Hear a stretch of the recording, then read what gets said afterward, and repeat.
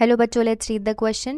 Give two anatomical adaptation of small intestine for increased absorption of nutrients. Question में बोला है कि small intestine में न्यूट्रिएंट के एब्जॉर्प्शन को इंक्रीज करने के लिए कौन से दो एनाटॉमिकल एडेप्टेशंस हुए हैं वो हमें बताना है.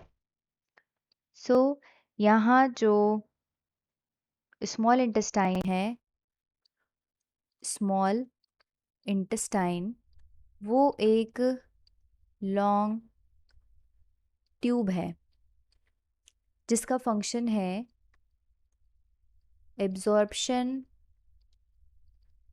Of nutrients.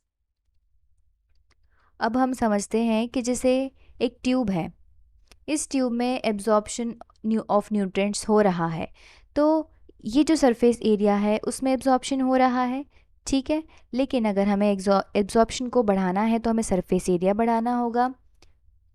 तो सरफेस एरिया बढ़ाने के लिए स्मॉल इंटेस्टाइन में दो एडेप्टेशन हुए हैं anatomically.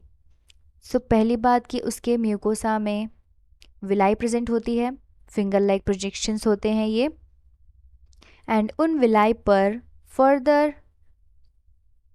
Brush border cells present होती है जो कि माइक्रोविलाई बनाती है.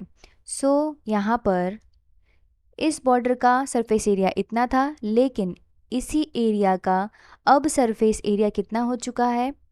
अगर यहाँ पर हम सारा ब्रश बॉर्डर बनाए सेल तो ये है पूरा एरिया. इस तरीके से जो एरिया है वो इंक्रीज हो गया है. तो दो एडेप्टेशन क्या है, first is the villi and उसके ऊपर प्रेजेंट ब्रश बॉर्डर सेल्स जिसे कहते हैं माइक्रोविलाई.